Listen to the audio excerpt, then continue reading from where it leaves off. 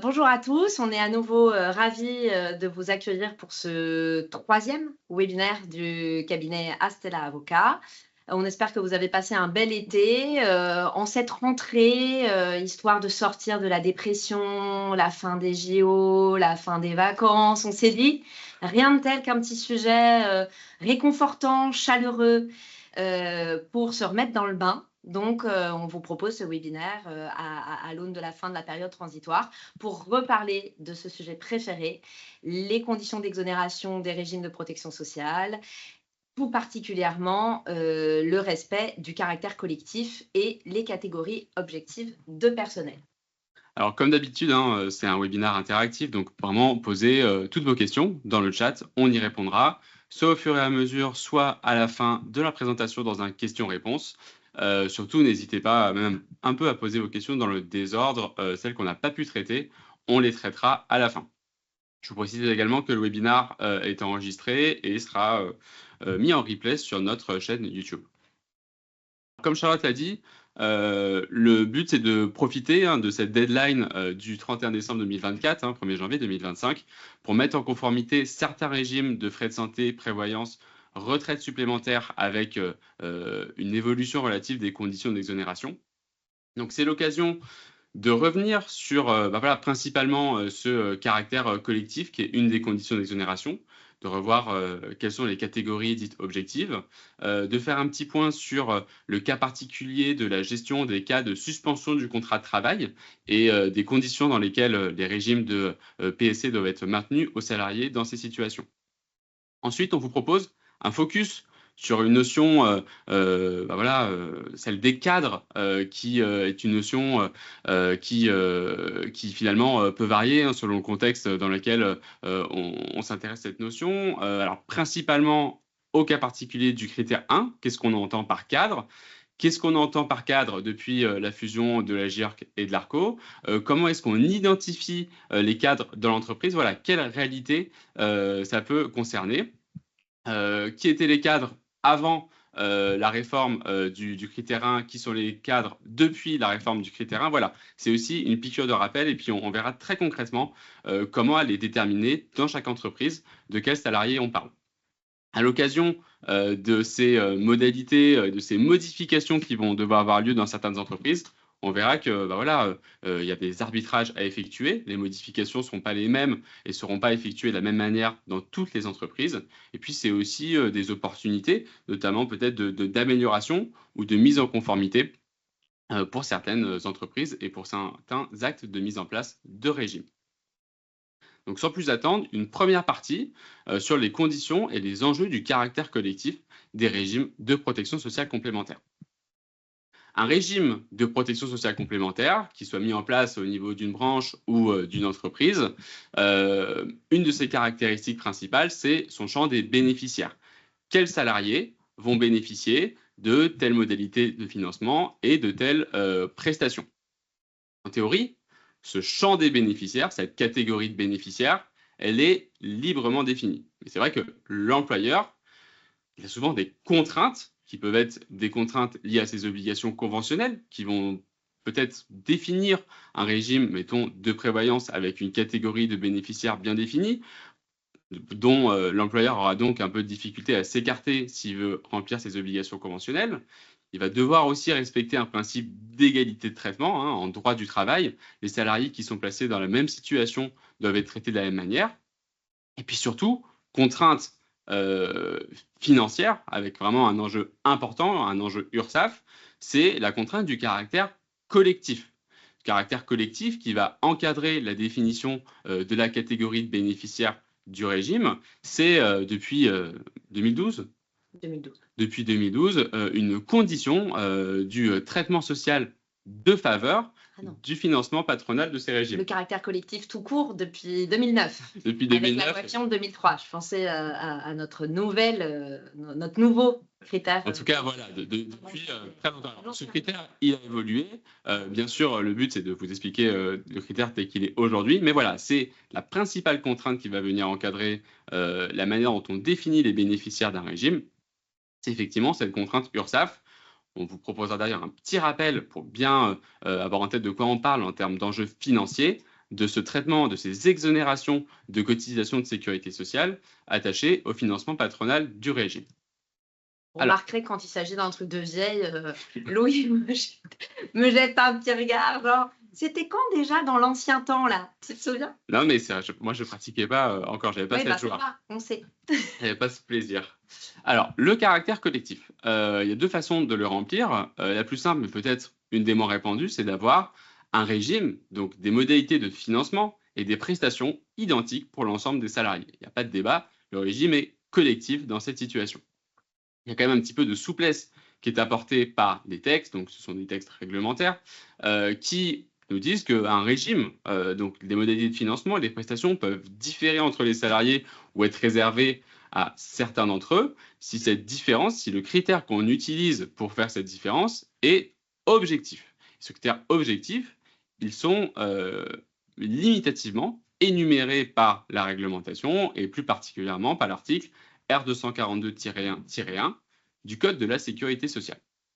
Cet article, il énumère 5 critères dont on va le voir.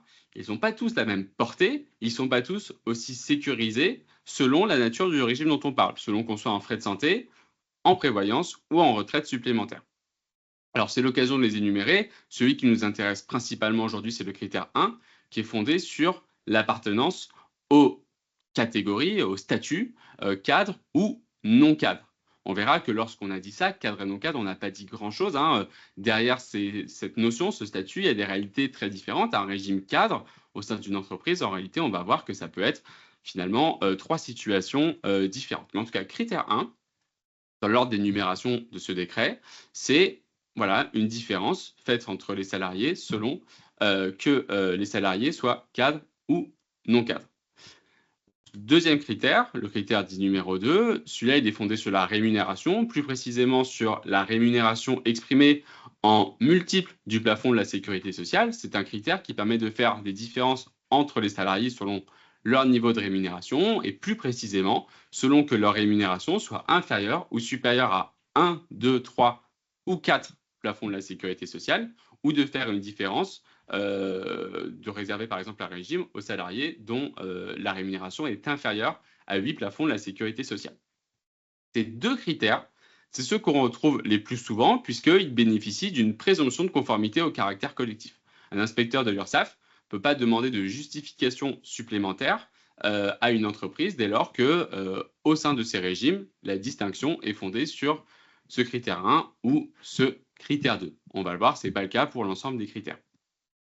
En prévoyance et en retraite supplémentaire, un troisième critère est lui aussi présumé conforme au caractère collectif, c'est celui qui permet de distinguer entre les salariés selon la place dans les classifications professionnelles. Alors, une petite seconde.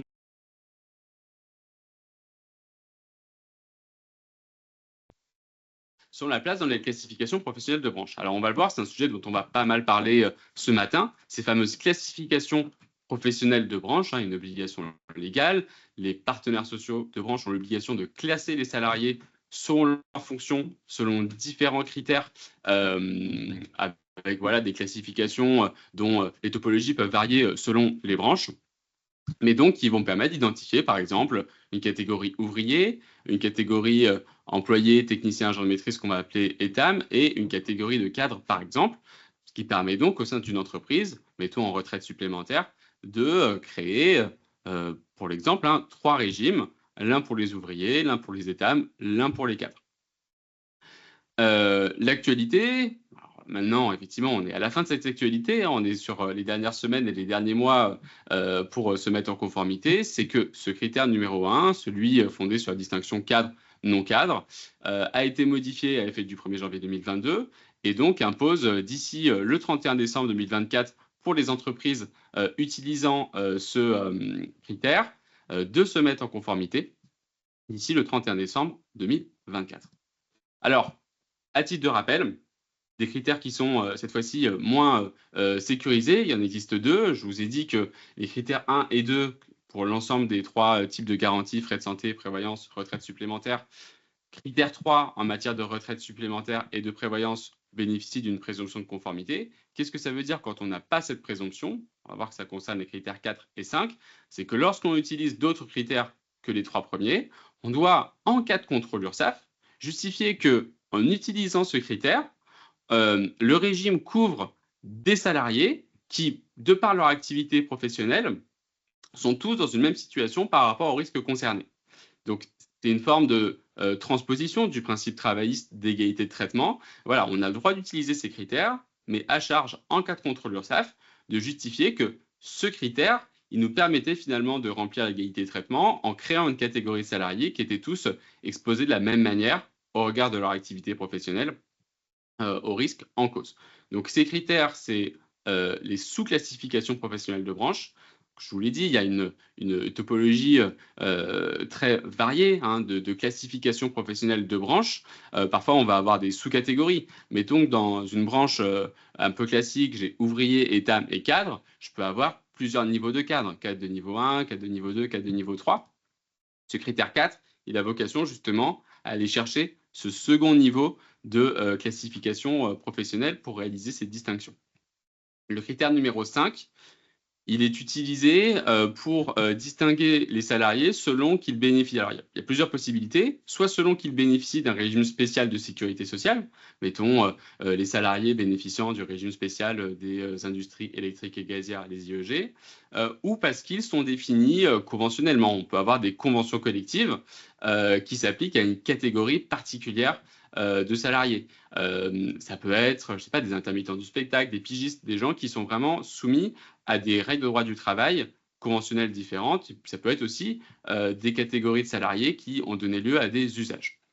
Ces critères, encore une fois, on les retrouve assez peu souvent puisque ça nécessite, ça suppose d'accepter un petit débat alors qu'on peut, qui parfois, l'entreprise dispose de vraiment nombre d'arguments pour justifier que ces catégories sont conformes. Mais en tout cas, ça nécessite un raisonnement et d'expliquer à un inspecteur de l'URSSAF en cas de contrôle que ces critères étaient valables. C'est pour ça qu'en pratique, ce qu'on retrouve le plus souvent, c'est les critères 1, le critère 2, éventuellement le critère 3 en prévoyance et en retraite supplémentaire. Je vous précise que ces critères peuvent être panachés. On peut parfaitement avoir un régime réservé aux cadres dont la rémunération est supérieure à 2 plafonds de la sécurité sociale, par exemple. On a mélangé le critère 1 et le critère 2 pour définir une catégorie de bénéficiaires. Voilà, en utilisant ces critères, l'entreprise se conforme au caractère collectif et donc légitime à bénéficier d'une exonération sur son financement patronal.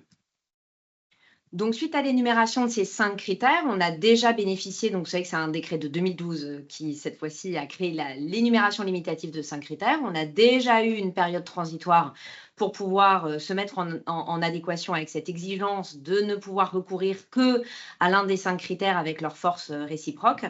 Et c'est la fusion de l'Agirc-Arrco qui a modifié la forme du critère 1. Et ça, effectivement, c'est ce qui donnera lieu dans une seconde partie à un approfondissement de l'évolution de ce critère 1. À côté donc de la définition des catégories objectives de personnel, être objectif, être exonéré et donc prétendre que le régime revêt un caractère collectif ne suppose pas que d'aller vérifier la définition de la catégorie des bénéficiaires. Un autre élément, et pour le coup, là encore, pour les vieux, dès 2006, a été précisé, alors sorti de nulle part, parce que quelque part, à la lumière des textes dans le Code de la Sécurité sociale, il n'a jamais été fait mention pour dire quoi que ce soit de la situation des salariés en suspension du contrat de travail. C'est depuis 2006, la doctrine, qui s'est dit, tiens, mais comment est-ce que je concilie l'obligation de caractère collectif et l'objectivité de la catégorie de bénéficiaires avec des salariés un peu différents, des salariés atypiques, ceux qui ont un contrat de travail en vigueur. Donc, on n'est pas dans les hypothèses de rupture du contrat de travail et de maintien en portabilité. On est dans les hypothèses de suspension du contrat de travail. Et donc, depuis 2006, une distinction fondamentale a été créée par la doctrine, encore une fois, de toutes pièces, consistant à dire qu'il fallait opposer 2 grandes catégories de suspension du contrat de travail. Les suspensions dites indemnisées et les suspensions dites non indemnisées. C'est une qualification qui a des incidences d'abord en droit du travail, parce que comme son nom l'indique, si elle est indemnisée, ça veut dire que l'employeur va avoir l'obligation de maintenir certaines sommes et le versement de certains éléments de rémunération à son salarié, nonobstant le fait qu'il n'a plus la possibilité d'accomplir, en tout cas pleinement, son activité professionnelle et sa prestation de travail. C'est pour ça qu'on dit que son contrat de travail est suspendu. Et il y a donc les suspensions non indemnisées. Là encore, comme leur nom l'indique, le lien n'est pas rompu, alors même que les parties contractantes ont une suspension totale de leurs obligations réciproques. L'employeur ne fournit plus de travail, le salarié ne peut plus accomplir sa prestation de travail, et donc il semble logique qu'il n'y ait plus de rémunération du salarié par son employeur. Donc, l'URSSAF, lorsqu'ils sont venus créer cette distinction, ils ont créé une distinction au titre du caractère collectif et ont imposé à ce que lorsque le contrat de travail est suspendu avec une indemnisation, il y aura également une obligation de maintenir les périphériques de rémunération, alors même que, à l'inverse, lorsque la suspension du contrat de travail n'est pas indemnisée, du point de vue des règles d'exonération, et c'est la même chose du point de vue des règles de droit du travail, là pour le coup on est aligné, il n'y a aucune obligation particulière de maintien de rien du tout, ni de la rémunération au principal, a fortiori, ni des périphériques de rémunération, comme sont les dispositifs de protection sociale complémentaire et la contribution patronale y afférente. On peut ajouter que cette règle est finalement assez pragmatique pour une fois, puisque n'oublions pas que dans un régime de frais de santé et de prévoyance, il y a toujours une contribution patronale et la plupart du temps une contribution salariale. Cette contribution salariale, elle est précomptée sur la rémunération du salarié. Lorsque le contrat de travail est suspendu et qu'on est dans un cas dans lequel il n'y a pas un maintien de rémunération, on vous a mis quelques exemples, mais par exemple, voilà, un congé sans solde, un congé sabbatique, une mise à pied, c'est des cas dans lesquels il n'y a pas de maintien de rémunération et donc l'employeur ne peut pas précompter de contribution salariale sur une rémunération qui, en l'occurrence, est suspendue, n'existe pas. Donc ces règles, elles sont assez logiques. Lorsqu'il n'y a pas de maintien d'une rémunération qui permettrait le précompte de la cotisation salariale, les règles de trait administratif URSSAF n'imposent pas le maintien des régimes de PSC. Alors, ça ne veut pas dire qu'on ne peut pas le faire. Il y a des entreprises qui peuvent éventuellement le faire ou qui peuvent permettre un maintien moyennant que le salarié de ce côté s'acquitte de sa contribution salariale, mais en tout cas, pas d'obligation au regard des règles d'exonération. Donc, une personne qui pose la question dans le chat, quid de la situation d'un arrêt de travail sans maintien de salaire? Voilà, on va le voir pour bien distinguer qu'est-ce qu'une suspension non indemnisée et une suspension indemnisée. Mais lorsqu'effectivement c'est un arrêt de travail sans aucun maintien de salaire et sans indemnité journalière complémentaire de prévoyance, c'est une situation dans laquelle, en effet, il n'y a pas d'obligation de maintien des régimes de frais de santé, prévoyance et retraite supplémentaires. Parce qu'en effet, ce qui détermine la question de savoir si on est en suspension indemnisée ou non indemnisée n'est pas, comme vous le dites, la situation par exemple de maladie ou d'arrêt de travail. On va revenir d'ailleurs sur le cas particulier qui fait beaucoup parler, qui est de l'invalidité, parce que c'est quand même une situation de maladie où la personne est en arrêt de travail en lien avec son état de santé. Donc pour autant, pour bien faire la part des choses et avoir une feuille de route très claire sur les deux cases, quand est-ce que je suis dans la case où j'ai une obligation de maintien des dispositifs et de maintien de mon financement patronal et quand est-ce que je suis dans la case où je suis libre de ne rien maintenir du tout, sachant que la quasi-totalité des contrats d'assurance eux-mêmes créent une sorte de possibilité par un lien direct entre l'assuré et l'assureur de continuer à s'acquitter de l'intégralité de la cotisation, par patronale comprise, et de pouvoir continuer à bénéficier un peu comme de l'individuel, c'est du collectif facultatif, du maintien des couvertures pendant les suspensions non indemnisées. Donc, pour que la clé de répartition soit claire, pour le coup, les textes sont venus, là encore, préciser très clairement le contour des suspensions indemnisées. Et ce contour des suspensions indemnisées, pourquoi on en reparle aujourd'hui? C'est parce que lui aussi a fait l'objet d'une nouveauté au moment du Covid et du sursaut d'activité partielle. Il y a eu des modifications dans la doctrine administrative qui est venue reclarifier ce qu'il fallait entendre par suspension du contrat de travail indemnisé.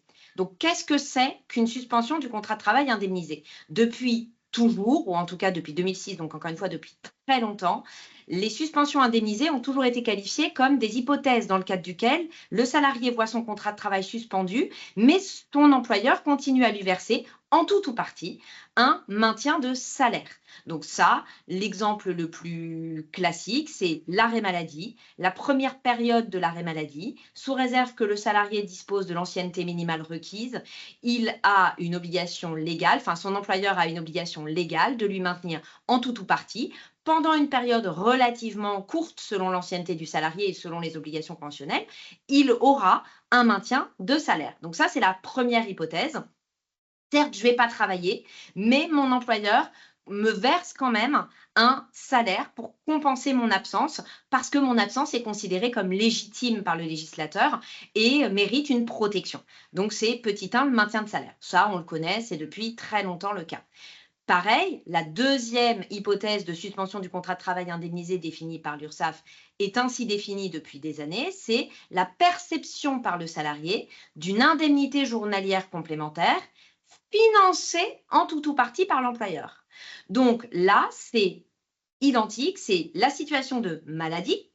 On est arrivé au terme de la période de maintien de salaire où, à la rigueur, ce salarié ne pouvait pas profiter d'un maintien de salaire, mais on déclenche une couverture de prévoyance complémentaire et le salarié devient bénéficiaire d'une indemnité journalière complémentaire versée par un organisme assureur au titre de sa situation d'incapacité et donc de maladie.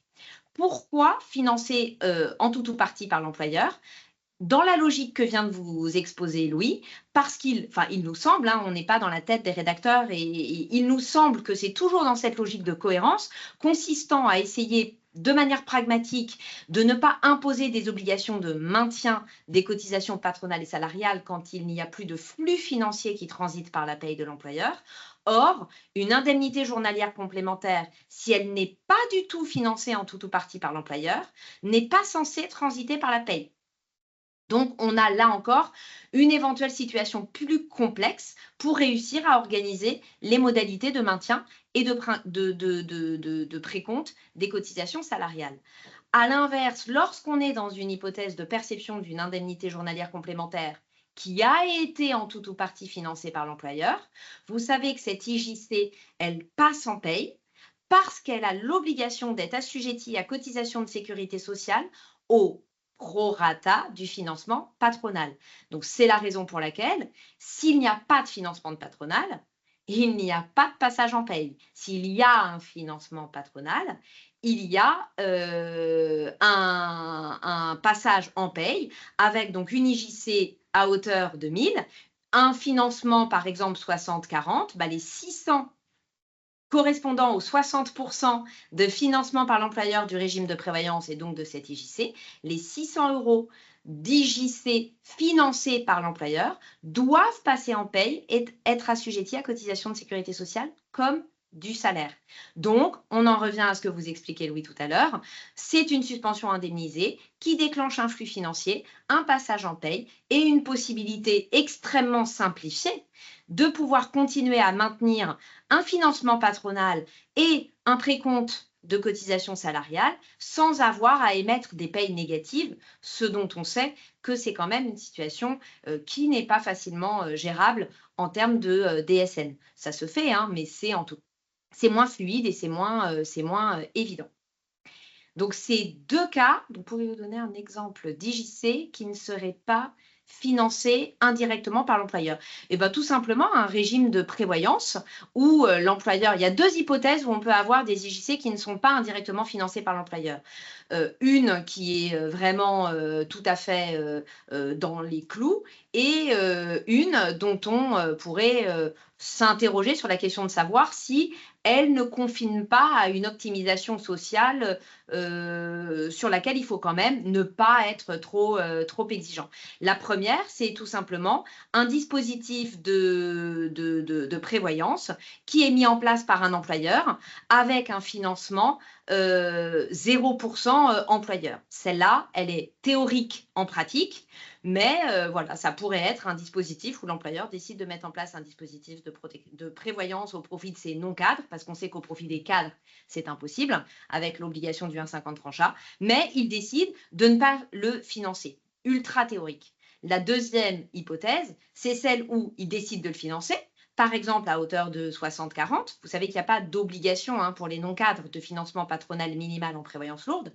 Donc, il décide de mettre en place un dispositif, de le financer à 60-40 par exemple, mais l'employeur identifie dans sa norme de droit du travail les 3 risques, incapacité, invalidité et décès, et insiste sur le fait que son financement patronal, il l'affecte exclusivement au décès, par exemple, et il ne l'affecte pas du tout à l'incapacité.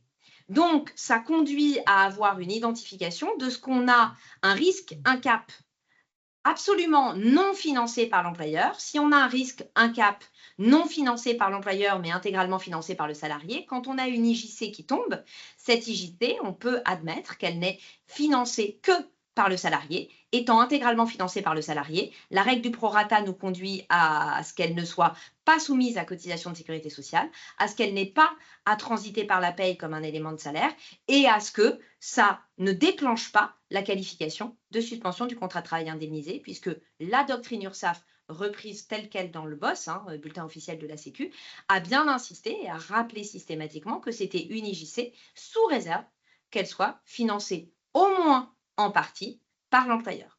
Alors, ça ne veut pas dire que c'est interdit de continuer à maintenir des régimes de prévoyance ou de frais de santé aux salariés qui percevraient des IJC qui ne sont pas financés au moins en partie par l'employeur, mais en tout cas, ce n'est pas une obligation de le faire en termes de conditions d'exonération. Il n'y a pas de risque si on le fait. Effectivement, on va un peu au-delà des conditions, mais ce n'est pas interdit, c'est juste que ce n'est pas une obligation de le faire. Alors, ce n'est pas une obligation de maintenir et effectivement, ce n'est pas une obligation de le passer en paye. Pourquoi ce n'est pas une obligation de passer en paye? Parce que quand un employeur verse à son salarié que transite par lui une IJC dont il n'a pas besoin de la déclarer aux URSSAF elle-même, je ne parle pas des maintiens des dispositifs accessoires, je parle de l'IJC elle-même. Quand cette somme qui transiterait par l'employeur n'a pas besoin d'être assujettie à cotisation de sécurité sociale comme un élément de salaire, elle n'a pas besoin en elle-même de transiter par la paye. C'est ce qui se passe pour les rentes d'invalidité qui très souvent sont versées en direct à l'assuré. Pourquoi est-ce qu'elles sont versées en direct à l'assuré et qu'elles ne transitent pas par l'employeur? Parce que ça n'a pas grand intérêt d'avoir une étape supplémentaire dans les intermédiaires du versement de cette somme, alors même que l'employeur ne servira absolument à rien à part à faire passe-plat. Enfin, je veux dire, pour les IJC, il ne fait pas que passe-plat. Il est fondamental pour le passer en paye et l'assujettir à cotisation de sécu. Pour une rente d'inval, l'employeur ne servirait qu'à faire passe-plat. Or, parce qu'une rente d'invalidité n'est pas assujettie à cotisation de sécurité sociale. Donc, ça permet de faire un lien avec le sujet des rentes d'invalidité. Donc, c'est la raison pour laquelle, à notre sens, toujours parce qu'on imagine que ces rédacteurs au sein du bureau de la DSS ont un pragmatisme qui leur est cher et dont on leur a plusieurs fois été témoin, n'est-ce pas? Donc, on leur attribue cette vertu et on se dit que c'est donc la raison pour laquelle ils ont limitativement visé les IJT, financés en tout ou partie par l'employeur, et pas les rentes d'invalidité. Parce que les rentes d'invalidité, dans 90% des situations, ne transitent pas par l'employeur parce qu'elles ne sont pas assujetties à cotisation de sécu. Elles partent directement de l'assureur à l'assuré. Et c'est ce qui explique, selon nous, que la DSS ne l'ait pas mis dans les hypothèses de maintien obligatoire. Comme vient de le rappeler Louis, ce n'est pas parce qu'il n'y a pas une obligation de maintien obligatoire, sous peine de quoi, si je ne le fais pas bien, je vais risquer un redressement URSSAF, que ça interdit à un employeur d'assimiler ces invalides bénéficiaires d'une rente d'invalidité complémentaire à des suspensions de contrat de travail indemnisés et à souhaiter leur maintenir le financement patronal au dispositif. C'est encore une fois, il n'est jamais interdit de faire mieux que le minima exigé par les URSSAF pour être exonéré. C'est la règle en tout. C'est-à-dire, nous, on est là pour dire quelles sont les contraintes minimales requises pour être exonéré. Rien n'interdit, encore une fois, de ne pas se satisfaire de ce minima permettant de répondre aux conditions d'exonération, mais d'avoir ensuite, d'un point de vue social, un dispositif dont on décide de lui ouvrir des facultés plus favorables aux salariés. Et puis, il faut aussi être vigilant aux obligations conventionnelles de branche, hein. Vous avez des branches qui organisent des obligations de maintien des régimes dans des situations qui sont plus étendues que celles qui sont sur la slide et qui sont celles, le minimum, exigées par les conditions d'exonération. Ça, vous pouvez très bien relever d'une branche dans laquelle la branche impose le maintien des régimes lorsque le salarié perçoit une rente d'invalidité complémentaire. Il faut aussi vérifier ce point. Tout à fait. Alors, je ne sais pas exactement ce que vous voulez viser par le fonds de solidarité, parce que, à mon sens, quand une somme, un revenu de remplacement, une aide, un secours, comme on le dit souvent, est versé à une personne en difficulté, dans une situation de précarité, par un fonds de solidarité, il n'a pas la qualification juridique d'indemnité journalière complémentaire. Donc, c'est encore une autre hypothèse que celle qui consisterait à savoir quelle est la situation d'un salarié qui perçoit un revenu émanant du fonds de solidarité. Ça nous permet de faire un lien avec le troisième type de revenu qui est susceptible d'être versé et qui déclenche une obligation de maintien des dispositifs de protection sociale, c'est le revenu de remplacement. Donc, on a le maintien de salaire, on a l'IJC financé en tout ou partie par l'employeur, sur lesquels on vient de bien définir de quoi il s'agissait. Et on a ce troisième cas, c'est le nouveau, c'est celui qui a été rajouté en post-période Covid parce qu'on n'avait pas l'habitude de manier ce type de revenu de remplacement. C'est l'activité partielle qui a été très développée au moment du Covid, qui a fait prendre conscience qu'il y avait donc d'autres hypothèses, pas si rares que ça, dans lesquelles un salarié avait son contrat de travail suspendu et que son employeur était obligé de lui verser quelque chose. Ce n'était pas du salaire stricto sensu, ce n'était pas une IJC stricto sensu, mais c'était donc une troisième catégorie de revenus qu'on a qualifiée de revenus de remplacement versés par l'employeur. Et la DSS est venue rajouter ce cas-là en disant que dès lors que le salarié est en suspension de son contrat de travail et qu'il perçoit de son employeur un revenu de remplacement, donc, les principales hypothèses qui ont été énumérées à titre d'exemple, donc qui ne sont pas limitatives par la DSS, sont la perception d'une allocation d'indemnité d'activité partielle et la perception d'une allocation de congé de reclassement ou de mobilité. Vous savez, pendant les PSE, il y a très souvent des périodes pré-rupture du contrat de travail, pendant lesquelles l'employeur offre une possibilité aux salariés de trouver un nouvel emploi. Ça s'appelle les congés de reclassement. Et c'est donc une hypothèse qui a la qualification juridique en droit du travail de suspension du contrat de travail. Et l'employeur a, en application du Code du travail, l'obligation de verser une somme, qui n'est pas un salaire et qui n'est pas une IJC, mais une somme, qui est une allocation de congé de reclassement. Et la direction de la sécurité sociale a assimilé ces hypothèses de perception d'un revenu de remplacement à des suspensions du contrat de travail indemnisé, probablement toujours muées par cette logique et ce pragmatisme imparable. J'ai une somme qui va transiter en paye, je vais avoir des fiches de paye et je vais pouvoir me payer sur la bête. Je vais avoir une somme qui appartient au salarié sur lequel, sans aucune difficulté, je vais pouvoir précompter ma cotisation salariale et ma CSG-CRDS sur ma participation patronale. Donc, j'ai une facilité pratique de maintien de mes dispositifs de protection sociale. Pour le coup, la direction de la sécurité sociale dans le BOSS et dans les circulaires antérieures a bien précisé que ces obligations de maintien uniquement pour le troisième cas ne s'appliquaient pas à la retraite sup. Encore une fois, on peut le faire en retraite sup, mais ça n'est pas une contrainte minimale requise pour pouvoir profiter des règles d'exo sur un dispositif de retraite supplémentaire. Ça n'est une obligation subordonnant l'exo que pour ce qui est de la prévoyance et des frais de santé.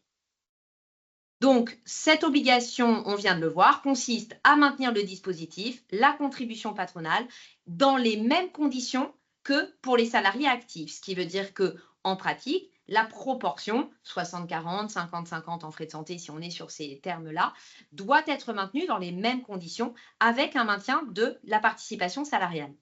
Il est néanmoins possible de faire mieux que, là encore, ce minima, avec un employeur qui a la possibilité d'écrire dans son acte que, dans certaines hypothèses, c'est assez fréquent sur des congés de reclassement, par exemple, de majorer sa participation patronale et de maintenir, par exemple, plus, voire toute la cotisation, sans maintenir d'exigence pour le salarié de payer lui aussi sa cotisation salariale. L'assiette des cotisations est par principe censée être l'indemnité qui transite, là encore, donc le montant de l'indemnisation, le maintien de salaire, l'IJC financé en tout ou partie par l'employeur et le revenu de remplacement versé par l'employeur. Donc, ces hypothèses de suspension du contrat de travail, on l'a vu, ont été réécrites. Elles ont donné lieu à l'insertion de ce troisième cas nouveau et l'administration a donné un petit peu de temps aux employeurs parce qu'elle a créé, alors de toutes pièces, et là encore, on se l'est dit, dès le départ, les hypothèses de suspension, c'est de toutes pièces de la doctrine administrative. Il a suffi pendant des années, et on était les premiers à insister sur le fait de dire il faut que votre pratique soit conforme, il n'y a aucune obligation formaliste d'insertion de clauses sur les suspensions de contrats de travail en ce sens. Lors de la dernière réforme, encore une fois, en 2020, la direction de la sécurité sociale, en même temps qu'elle a créé le cas numéro 3, elle a rajouté pour les 3 cas une obligation formelle de prévoir des clauses en ce sens au sein des actes juridiques instituant les régimes, donc DUE, accord référendaire ou accord collectif. C'est tout à fait contestable, hein, et si un jour il y avait une entreprise qui avait loupé le coche, ça n'a aucun intérêt de vouloir jouer les rebelles là-dessus. La prochaine, chaque fois qu'on remet l'acte de droit du travail aux normes, autant en profiter pour ajouter la petite clause qui va bien. Ce n'est pas un sujet sur lequel il me paraît important d'aller se battre. Sachez que néanmoins, s'il y a eu un loupé, s'il y a eu un oubli et s'il y a eu une non-insertion d'une clause sur les suspensions dans l'acte instituant les régimes, on aura quand même un argument consistant à dire que ce n'est écrit nulle part dans les textes et que lorsque le boss a imposé cette obligation formelle de prévoir des clauses en ce sens dans l'acte de formalisation du régime, elle est allée au-delà de ce que prévoit le législateur dans le Code de la sécurité sociale. Période néanmoins pour se mettre en conformité avec cette obligation d'insertion de clauses. C'est arrivé à échéance pour les DUE puisque l'administration a toujours considéré qu'il y avait des périodes qui étaient plus rapides pour les DUE parce que c'est vrai qu'en droit du travail, c'est plus rapide de mettre en conformité une DUE qu'un accord collectif. Et pour les accords collectifs et les accords référendaires, une période plus longue qui a été donnée de telle sorte qu'elle colle sur la fin de la période transitoire sur la mise en conformité avec le critère 1, cadre, non cadre, sur lequel on va revenir maintenant, c'était le 1er janvier 2025. Donc, d'ici la fin de l'année, 2 obligations pour les accords collectifs et les accords référendaires. Et les DUE, au passage, on en profite pour vérifier si on ne s'était pas mis en conformité. C'est pas grave, on le fait maintenant. Donc, 2 choses à vérifier impérativement pour le 1er janvier. Si mes clauses suspension sont conformes à tout ce qu'on vient de se dire. Et deuxièmement, on y vient maintenant, j'ai jusqu'au 1er janvier 2025 pour vérifier que la définition de ma catégorie objectif de personnel utilisée en application du critère 1, cadre, non cadre, est bien conforme à la dernière réforme. Alors voilà, c'est pas pour vous faire peur, hein, mais c'est vrai qu'il faut se rappeler que toutes ces règles-là, c'est loin d'être théorique, c'est loin d'être neutre. Elles répondent à une obligation de se mettre en conformité avec des règles d'exonération. On a voulu vous donner assez rapidement en 2 slides des exemples chiffrés pour qu'on ait tous bien en tête les enjeux financiers et vraiment l'ampleur de ce dont on est en train de parler. Par principe, n'importe quel élément de rémunération versé à un salarié, il est soumis à un taux assez important de charge sociale. On peut se dire que c'est un taux moyen d'environ 57%. Ce sont des taux moyens, mais 37% pour un employeur, 20% pour un salarié. Et certains éléments de rémunération, par exemple le financement patronal des régimes de frais de santé, prévoyance et retraite supplémentaire, qui n'est pas soumis à ce taux, mais à un taux plus faible. Et au cas particulier, le financement patronal des régimes de PSC, en ce qui concerne l'employeur, il n'est pas soumis à un taux de 37% de charge sociale, mais à un taux de 8%. C'est ce qu'on appelle le forfait social. il est un peu plus élevé en matière de retraite supplémentaire. Et pour le salarié, au lieu de payer 20% de charges sociales, il va payer 9,7% qui correspondent à la CSG-CRDS.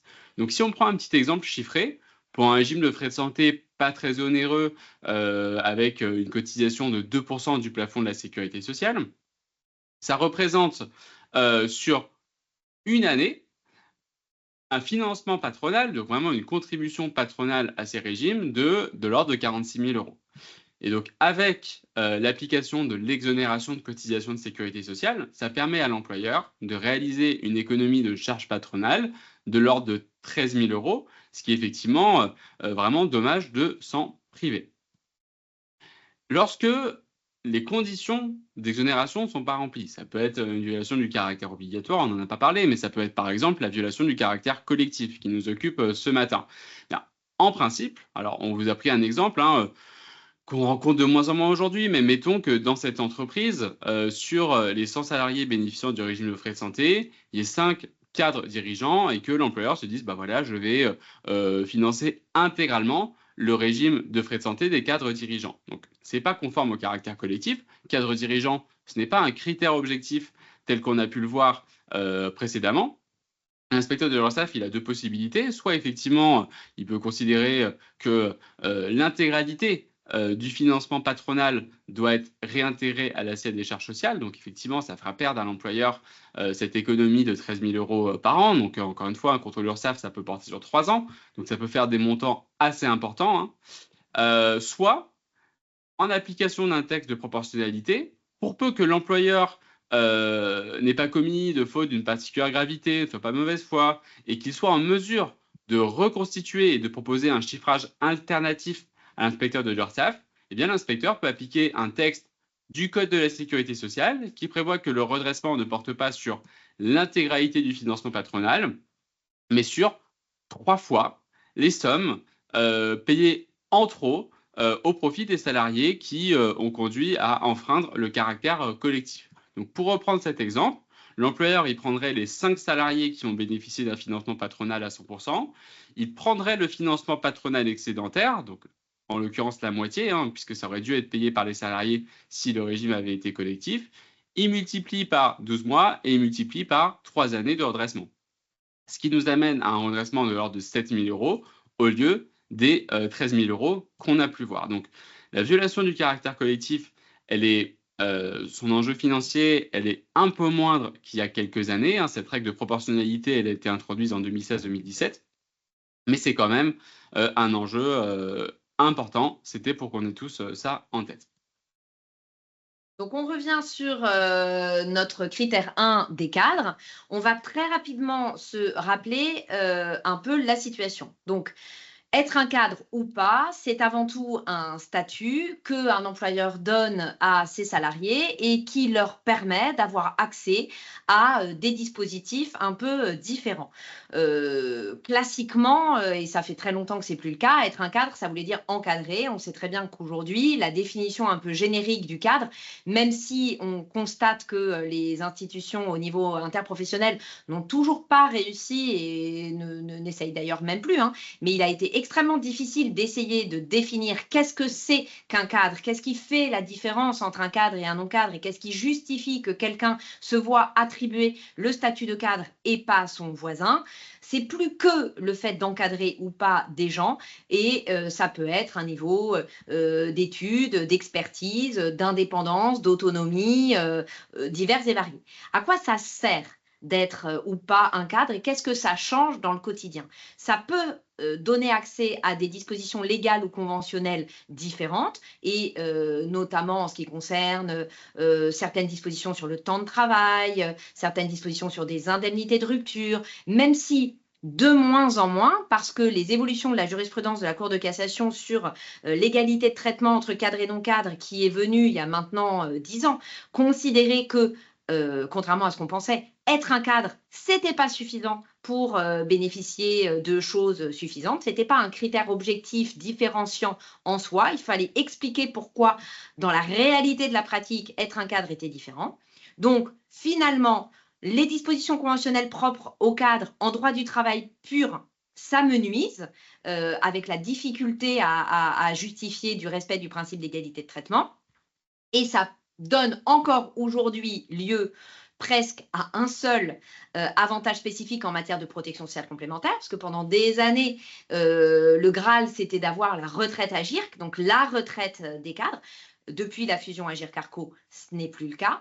Donc, il reste encore comme résurgence de l'intérêt d'être un cadre aujourd'hui en matière d'obligations patronales différentes, l'obligation du 1,50 trancha, c'est-à-dire l'obligation pour l'employeur de mettre en place au profit de ses salariés cadres un dispositif de prévoyance au sens large, donc prévoyance lourde et frais de santé, au titre duquel il verse un financement au moins égal à 1,50% de la première tranche de rémunération. À la louche, on est dans 45 ou 50 euros, je ne sais plus. Un peu plus de 50. Un peu plus de 50. Voilà, donc il faut que l'employeur justifie qu'il finance au moins 50 euros au profit de ses salariés cadres. Ce statut de cadre, il est en premier lieu défini par les partenaires sociaux au niveau des branches professionnelles qui ont l'habitude dans les classifications professionnelles de définir des niveaux, des positions, des échelons. On peut utiliser le nom qu'on veut en fonction de la variété des classifications professionnelles existantes au niveau des branches et quasiment toujours. Mais d'ailleurs, on pourrait s'interroger sur le fait que ça a vocation à s'amenuiser parce que peut-être que ça a de moins en moins intérêt. À partir d'un certain niveau, les partenaires sociaux disent ça, c'est les cadres. Et ça, c'est pas les cadres. Bon. Cette notion de cadre, elle peut donc être différente entre la manière dont elle est appréhendée pour l'obligation patronale de 1,50 tranche 1, par exemple, ou la manière dont elle est appréhendée dans une convention collective de branche dans la classification professionnelle en droit du travail, ou la manière dont elle est appréhendée pour le forfait jour, ou la manière dont elle est appréhendée pour les cadres dirigeants au sens du droit du travail, les cadres autonomes, les cadres... Voilà, il y a plein de notions de cadre et elle peut revêtir des contours différents selon l'avantage dont il est question. C'est ça qui est assez complexe avec cette notion de cadre.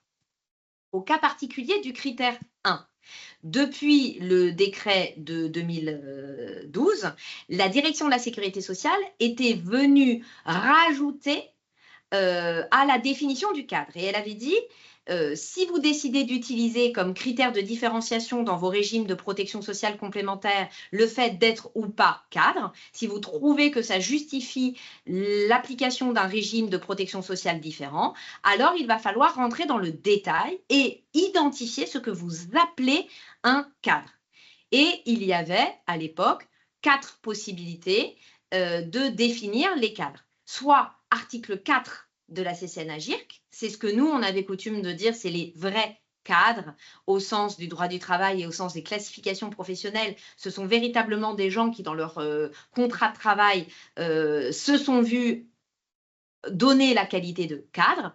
Les 4 et les 4 bis, donc les 4 bis ne sont pas des cadres, ce sont des agents de maîtrise qui sont juste en dessous de la qualité de cadre et qui se sont néanmoins à l'époque vus obligatoirement affiliés à cette caisse de retraite des cadres, donc la CCN-AGIRC. Et puis, on a ensuite les 4, 4 bis et 36. 36, c'est encore le niveau du dessous. Ce sont a fortiori pas des cadres, plutôt des agents de maîtrise, voire parfois des employés ou des ouvriers, qui, à l'époque de la CCN-AGIRC, s'étaient là encore vus attribuer ouvert la possibilité d'être affiliés à la CCN-AGIRC, enfin à l'AGIRC, à la caisse de retraite des cadres AGIRC, comme leurs homologues cadres et assimilés. La 4e catégorie, parce que je vous ai dit qu'il y en avait 4, c'était les affiliés AGIRC. Donc, on a vu, donc, de manière générale, affiliés AGIRC, c'est les 4 bis et tout ou partie des 36, on y reviendra, parce que dans les entreprises, au sein des... Enfin, on n'y reviendra pas, mais voilà, très rapidement, au sein des articles 36, l'entreprise n'était pas obligée de prendre tout le monde pour les affiliés à l'AGIRC, donc c'est pour ça qu'elle pouvait avoir un champ des affiliés AGIRC qui était plus restreint que le champ total des articles 36 potentiels. Donc, on nous dit, vous devez me dire de qui vous parlez. Vous parlez des 4, vous parlez des 4 et 4 bis, ou vous parlez des 4, 4 bis et 36, ou vous parlez de vos salariés affiliés à la GIRC. La DSS, dès le départ, nous dit gentiment, bon, si jamais vous n'avez pas précisé et que votre acte de droit du travail ne dit que cadre, c'est pas grave, si et seulement si je constate que derrière cette utilisation du mot cadre, il n'y a bien que les vrais cadres en droit du travail, c'est-à-dire un équivalent critère article 4 de la CCN de 47. Donc, pour le coup, qui a permis pendant des années de dire oui, mais bon, qui sont les vrais cadres relevant de l'article 4 de la CCN Agir, qui sont les 4 bis assimilés à des cadres et qui sont les 36 susceptibles d'être assimilés à des cadres, et ben, c'était une instance paritaire au sein de la GIRC qui crée des correspondances entre les arrêtés parodies, parce que dans les articles 4, 4 bis et 36 qu'on cite là de la CCN du 14 mars 47, il y avait des référentiels de niveau de classif. On vous disait qu'à partir de 350, on est cadre, 4, qu'entre 300 et 350, on est assimilé cadre, 4 bis, et qu'entre 200 et 300, on est susceptible d'être 36. Donc, on avait dans la CCN de 47 des seuils de classif qui faisaient référence à ces anciens arrêtés parodies qui étaient un peu les premiers cadres de la classification professionnelle.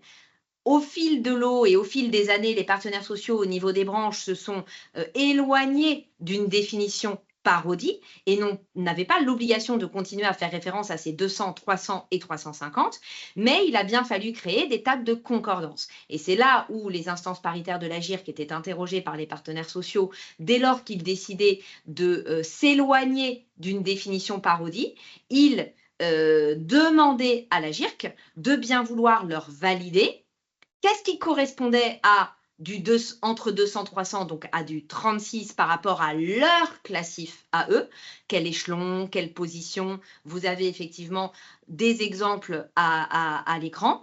Qu'est-ce qui correspondait au 36? Quels étaient les seuils qui correspondaient au 4 bis et quels étaient les seuils qui correspondaient aux articles 4? Vous pouvez encore trouver ça aujourd'hui sur le site Affilia. C'est une base documentaire qui avait été constituée à l'époque par la GIRC et qui était un recueil de toutes les positions qui avaient été prises par la GIRC et donc de toutes les identifications 4 bis, 36. Aujourd'hui, ce site Affilia, on a longtemps craint qu'il disparaisse avec la fusion Agirc-Arrco. Fort heureusement, il n'a pas disparu. Ils n'ont pas oublié qu'on en avait encore aujourd'hui besoin pour la définition des bénéficiaires des régimes de protection sociale complémentaire. Et on en a en ce moment encore plus besoin que jamais, à la fin de cette fameuse période transitoire, qui nous contraint à ne plus pouvoir utiliser ce référentiel 4 bis 36, mais à devoir se transformer avec notre nouveau référentiel nouvelle ANI de novembre 2017, puisque la CCN Agirc a été donc abrogée suite à la fusion de l'Agirc et de l'Arrco, a été créé un nouveau texte, l'ANI du 17 novembre 2017, qui est venu, alors par symétrie, créer 3 catégories qui, en tout cas pour les 2 premières, ressemblent comme 2 gouttes d'eau à nos 4 et 4 bis. 4 de la CCN de 47 est tout simplement devenu 2.1 de l'ANI du 17 novembre 2017. 4 bis de la CCN de 47 est devenu 2.2 de l'ANI de 2017, avec une définition à l'intérieur qui est un copier-coller. On sait qu'au moment où les partenaires sociaux ont fusionné l'Agirc-Arrco, le sujet de la prévoyance et du 1,50 trancha n'était pas vraiment l'objet de leur négociation, puisque c'était censé donner lieu à une négociation spécifique qui n'a pas abouti. Donc cette ANI prévoyance était censée être vraiment très temporaire. Le cœur de leur négociation, c'était vraiment sur la partie retraite complémentaire et les véritables conséquences de la fusion des caisses Agirc et Arrco.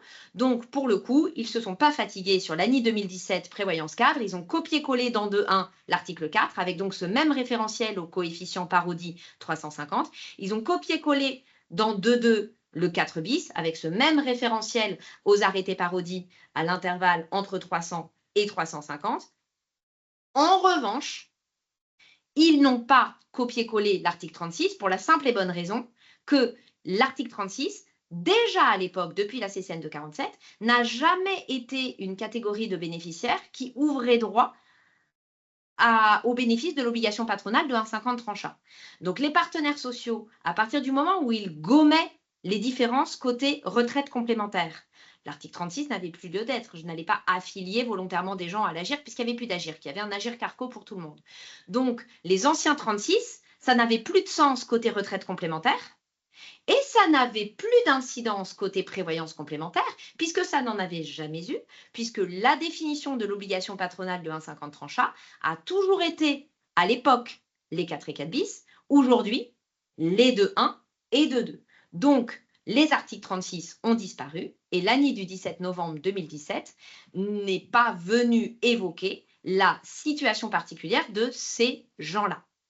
Il a fallu attendre, pour le coup, la direction de la sécurité sociale, parce que du côté de la réglementation pure et dure, il n'y a rien pour les 36, donc ils avaient purement et simplement disparu. Mais c'est la direction de la sécurité sociale qui, dans le décret du 30 juillet 2021, a pris conscience de ce que ça faisait pleinement disparaître une catégorie entière de personnes pour les entreprises et pour le bénéfice des régimes de protection sociale complémentaire, qu'il avait été dit qu'on allait faire une refonte à droit constant et que pour faire cette refonte à droit constant, il a fallu créer quand même une catégorie de salariés qu'on a appelés les intégrés APEC. C'est les 3 catégories qui ont été donc créées par le décret du 3 juillet 2021. Exactement. Alors, pourquoi on en parle? Puisque le décret de 2021, il est entré en vigueur au 1er janvier 2022 pour tous les régimes créés à compter de cette date. Donc, tout régime utilisant le critère 1 créé après le 1er janvier 2022 devait obligatoirement, pour sa distinction cadre-non-cadre, utiliser une de ces 3 possibilités. Donc, les cadres au sens des salariés relevant de l'article 2.1 ou les cadres au sens des salariés relevant des articles 2.1 et 2.2 ou les cadres au sens des salariés relevant des articles 2.1, 2.2 et de cette catégorie dont on va reparler des cadres intégrés. Pour ce qui était des régimes qui existaient déjà au 1er janvier 2022, et encore une fois qui utilisaient le critère 1, sinon on ne se pose pas la question, les textes créent une période transitoire en leur donnant du temps pour modifier ces libellés. Donc effectivement, les régimes qui existaient à cette date, 1er janvier 2022, qui utilisaient le critère 1, avaient jusqu'au 31 décembre 2024, donc jusqu'à la fin de cette année, pour modifier dans leur acte de droit du travail la manière dont était formulée la catégorie de bénéficiaires. Cette exception, cette période transitoire, elle ne fonctionne qu'à condition que, entre-temps, d'ici le 31 décembre 2024, la catégorie de bénéficiaires n'ait pas changé dans l'entreprise. Donc, admettons qu'il existait dans l'entreprise un régime utilisant le critère 1 de l'époque, qui réservait un régime au cadre au sens de l'article 4. Si, entre-temps, l'entreprise a changé son critère cadre pour ne plus viser uniquement les salariés de l'article 4, mais les salariés relevant de l'article 4 et de l'article 4 bis, c'est un changement de la catégorie de bénéficiaires qui fait sortir de la période transitoire. Bon, ce cas était peut-être un petit peu théorique. Un cas qui est peut-être plus fréquent, c'est lorsque concrètement, au sein de l'entreprise, on a une modification de la classification conventionnelle. Charlotte vous l'a expliqué. 4 bis, 36, aujourd'hui 2.1, 2.2 et cadre intégré.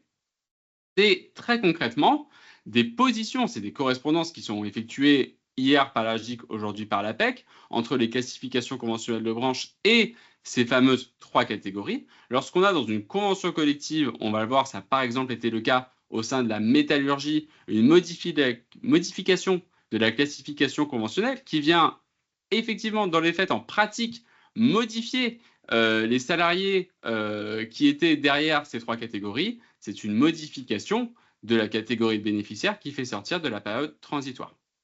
Donc c'est pour ça qu'on en parle, par rapport à cette deadline du 31 décembre 2024 qui coïncide avec aussi cette deadline pour les accords collectifs et référendaires consistant à ajouter les clauses de suspension de contrat de travail. Il y a, voilà, c'est ces périodes qui coïncident, c'est pour ça que c'est cette actualité. j'en profite pour être dans la période transitoire, encore fallait-il être conforme aux règles d'exo. Parce que ces derniers temps, enfin, encore une fois, c'est trop tard, donc peu importe, je vois beaucoup d'entreprises qui, par exemple, se rendent compte qu'elles n'étaient pas conformes aux règles d'exo, mais pour une autre raison que celle qu'on évoque là, hein. Par exemple, une DUE qu'on a un petit peu oublié de formaliser, ou un caractère obligatoire qui ne marche pas non plus. Enfin voilà, pour toute autre raison, n'oublions pas que la période transitoire, c'est j'étais conforme aux anciennes règles d'exo. Donc, par exemple, j'étais déjà rédigée en mode 4.4 bis 36. J'ai jusqu'au 1er janvier 2025 pour me mettre en conformité avec 2.1, 2.2 et intégrer APEC.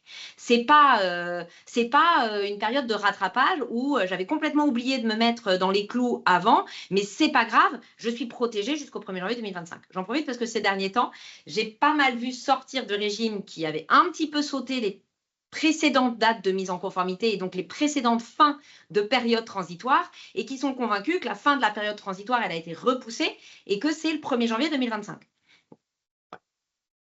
Alors, c'est un rappel important, hein, hier, c'était la commission paritaire de l'AGIRC qui faisait cette correspondance. On vous a mis effectivement ce tableau. Alors, moi, j'ai l'impression qu'il est flou de mon côté, mais peut-être que vous le voyez net, mais qui permettait vraiment de savoir dans chaque branche à quel niveau de classification conventionnelle correspondaient les salariés relevant l'article 4, ceux relevant l'article 4 bis, éventuellement ceux relevant l'article 36.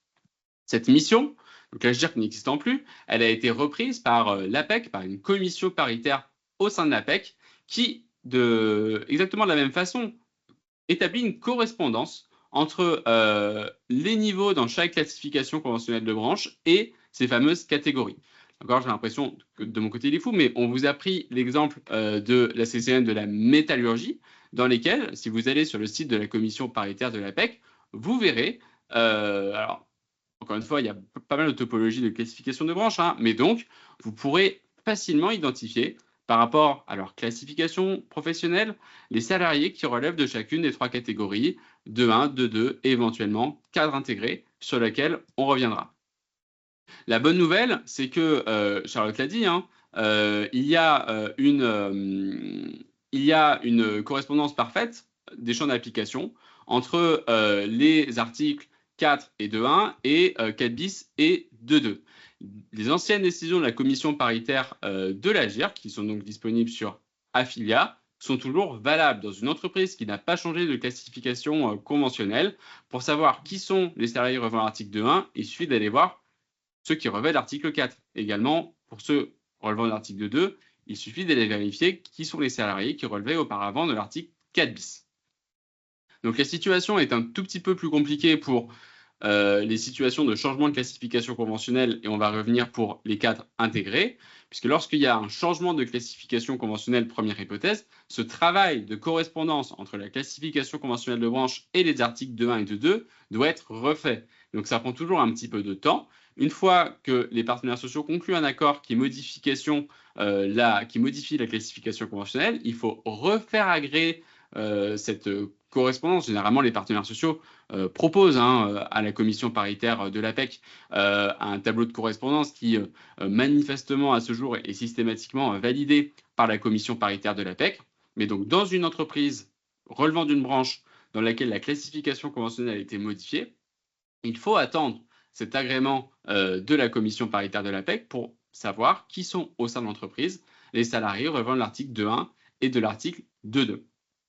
Et donc, parfois, on peut avoir des salariés qui sortent ou qui rentrent de cette catégorie, hein. On peut avoir des salariés qui, alors c'est plutôt sur l'article 2, mais qui relevaient de l'article 2 auparavant et qui, suite à la modification de la classification conventionnelle, n'y sont plus et donc ne bénéficient plus du régime de cadre dans l'entreprise.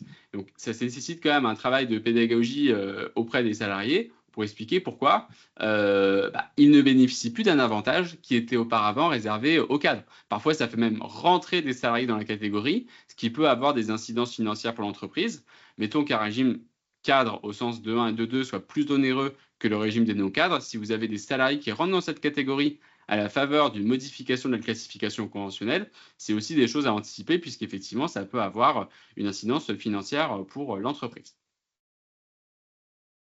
Alors, la catégorie peut-être un peu plus compliquée, c'est effectivement celle des artistes 36. Tu peux peut-être continuer sur ta lancée, tu en parlais tout à l'heure. Oui, donc ouais, on répondra. On a bien vu hein, les questions, on va y répondre juste après. Donc, les 36, comme on se l'est dit, n'ont plus aucune réalité à part pour nos dispositifs. Donc là, le décret du 30 juillet 2021 a dit on va vous recréer une sorte d'ex-article 36. Vous semblez y tenir et ils ont précisé que les partenaires sociaux au niveau des branches étaient les seuls responsables de la définition de cette catégorie-là.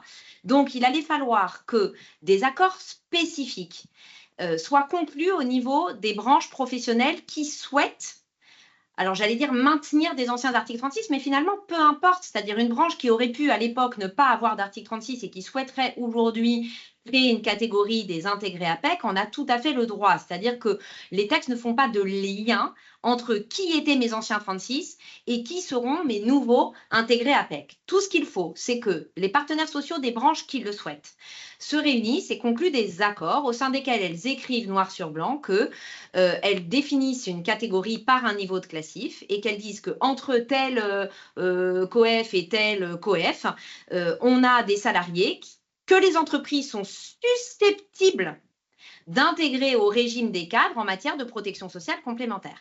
Pourquoi j'insiste sur susceptible parce que la direction de la sécurité sociale a précisé qu'il fallait que les partenaires sociaux écrivent noir sur blanc que ce n'était qu'une faculté pour les entreprises d'assimiler, hein, donc d'intégrer ces salariés-là à des régimes de cadre pour que les entreprises aient cette faculté. Dit autrement, si les partenaires sociaux écrivent tout simplement, sans y penser, hein, les 2-1, c'est à partir du COEF X. Les 2-2, c'est à partir du COEF Y.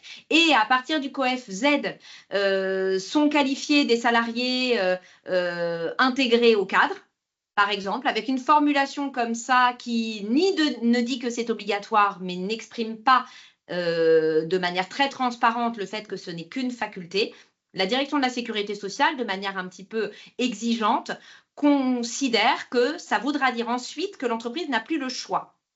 Si dans la branche, il y a une définition de catégorie et qu'il n'y a pas écrit noir sur blanc que c'est une possibilité ensuite pour l'entreprise de décider de les rattacher ou non au régime cadre, ça sera une obligation. Bon, une fois qu'on le sait, c'est pas compliqué, c'est-à-dire que les branches doivent prendre la plume, si elles le souhaitent, doivent définir une catégorie de salariés, préciser que cette catégorie de salariés pourra, pour les entreprises qui le souhaitent, être rattachée au régime des cadres. Et ensuite, cet accord, une fois conclu, elle le dépose à l'APEC. Et comme le disait Louis, même si l'APEC a beaucoup souhaité et a beaucoup affirmé le fait qu'elle n'était pas une simple chambre d'enregistrement, jusqu'à présent, on peut quand même constater qu'on n'a vu aucun refus d'agrément et que globalement, ce que les partenaires sociaux proposent, peut-être aussi parce que les partenaires sociaux restent tout à fait raisonnables et proposent des choses tout à fait légitimes, sont systématiquement agréés. Il y avait l'une des questions justement au-dessus qui disait mais quelle est la date butoir pour obtenir un agrément APEC? Il n'y a pas de date butoir pour obtenir un agrément APEC, fort heureusement. Ce qui veut dire que même si l'APEC a quand même prévenu qu'ils ont vu que les accords de branche traînaient et que ça fait 3 ans que, Louis le disait, on a 40 agréments. On est censé avoir encore aujourd'hui, je ne sais plus, un truc comme 400 branches. Donc, 400 branches, 40 agréments. On voit à quel point on est loin du compte. Alors, il y a des branches dans lesquelles, pour des raisons diverses, hein, il n'y avait pas d'article 36. Encore une fois, cette question, elle se pose uniquement dans les branches qui, par l'intermédiaire de l'AGIRC, avaient permis aux entreprises qui relevaient de cette branche d'avoir des 36, et puis surtout dans les branches dans lesquelles les entreprises avaient coutume d'ajouter leurs 36 au régime des cadres, qui n'était pas du tout obligatoire. Donc il y a peut-être des branches qui, parce que c'est pas du tout un sujet au sein des entreprises adhérentes, ou parce que tout simplement il n'y avait pas de possibilité technique dans cette branche d'avoir des 36, qui n'ont pas du tout vocation à conclure ce genre. Alors, elles peuvent quand même, hein. Oui, mais bon, voilà. Ça a un peu moins. Simplement, ça les intéresse pas, probablement. Déjà, celles que c'est censé intéresser, on voit qu'il y a beaucoup de retard sur le sujet. Hein, donc, on imagine que celles pour qui ça n'a jamais vraiment été un sujet de prédilection, elles sont encore moins sensibilisées à l'arrivée de cette échéance. Quoi qu'il en soit, et puis c'est aussi celles qui changent de classif. Hein, comme le disait Louis, si je change de classification professionnelle, je dois la faire réagréer pour retrouver mes seuils. Donc, pour le coup, 40 agréments. Fort heureusement, la date butoir du 31 décembre 2024 n'est pas une date limite pour que l'APEC agrée des accords. Et même pas pour que des branches décident de négocier des accords. Une branche qui aujourd'hui n'a pas trouvé ça utile pourrait ne pas du tout avoir l'intention de conclure un accord qu'elle ne va pas déposer à l'APEC pour obtenir un quelconque agrément. Dans 3 ans, rien n'interdirait à cette branche tout à coup de se dire bah, « moi, j'avais pas de 36, ça m'a jamais intéressé. J'ai donc rien fait pour le 31 décembre 2024 parce que j'avais rien de spécial à faire. Mais tout à coup, en 2028, je me rends compte que ça pourrait être sympa d'offrir la possibilité aux entreprises de ma branche d'avoir un seuil en deçà du 2-2 de salariés au profit desquels il serait possible de les rattacher au régime des cadres. Enfin voilà, ça n'est pas interdit. Donc, toute la vie, jusqu'à la prochaine réforme, on a encore la possibilité de conclure des accords au niveau des branches pour définir une catégorie de salariés intégrés, dits intégrés APEC, de déposer ces accords pour agrément à l'APEC et de voir sortir des agréments APEC. On sait déjà que là, ça commence à embouteiller. Ça n'existe pas, je pense, ce mot, mais bon, à l'entrée de la commission APEC, qui, à l'arrivée de cette période, de cette fin de période transitoire, voit les branches qui commencent à déposer de plus en plus d'accords dont le seul objet est justement de redéfinir 2-1, 2-2 et le cas échéant X36 intégré APEC. Et le temps que tous les agréments sortent, il est très probable qu'on aura des agréments d'accords conclus en 2024, mais avec des agréments qui tomberont probablement uniquement début 2025. Donc, il n'y aura pas de date butoir en tant que telle. Tout le problème, c'est la situation d'une entreprise qui aurait aujourd'hui un régime cadre qui intégrerait ces articles 36 pour lesquels il n'y aurait pas d'accord agréé qui serait intervenu d'ici la fin de l'année.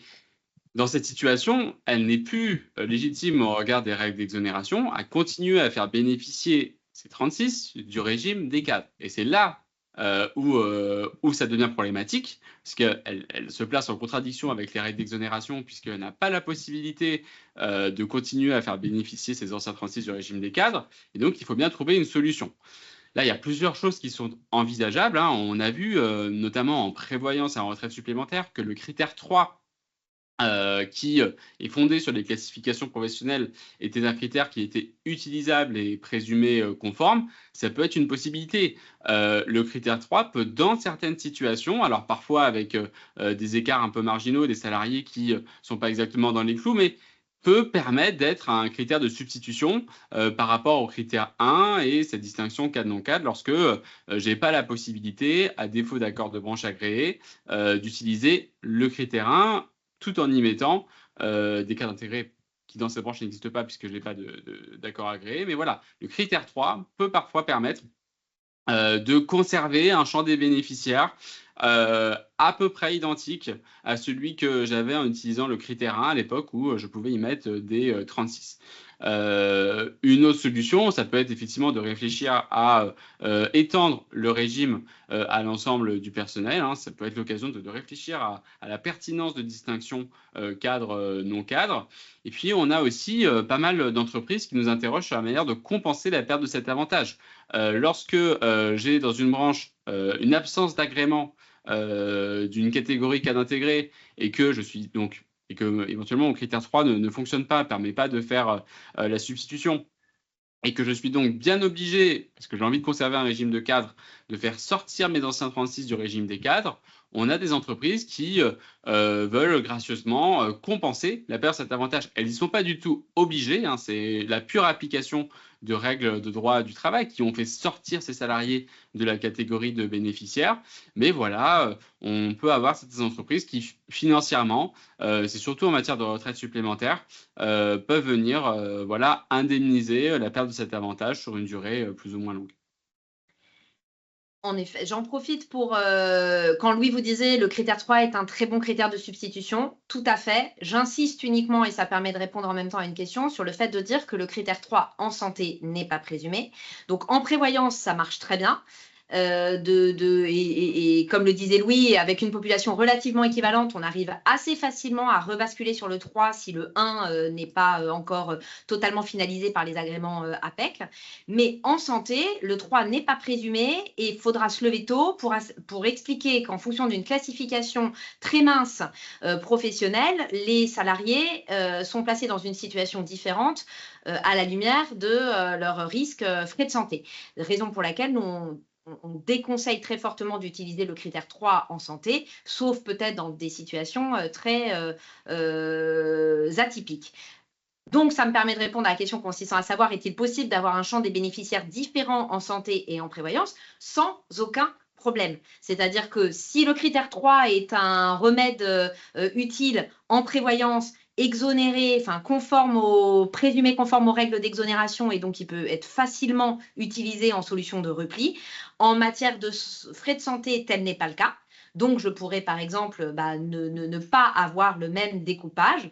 Et entre mon régime de prévoyance et de frais de santé, j'ai aucune obligation sur mes 3 grandes catégories de risques de régime d'entreprise, santé, prévoyance et retraite, j'ai aucune obligation d'avoir une quelconque symétrie dans le découpage de mes bénéficiaires. Et même plus précisément, hein, même sur la base du critère 1, donc, on peut avoir une définition de cadre différente entre frais de santé et prévoyance. On peut avoir en frais de santé les cadres au sens de l'article 2.1 et en prévoyance les cadres au sens de l'article 2.1 et 2.2, ce qui d'ailleurs fait une symétrie par rapport au champ des bénéficiaires du 1,50 tranche 1. Alors, on va peut-être prendre quelques petites questions sur l'article 36 avant d'aller sur la dernière partie.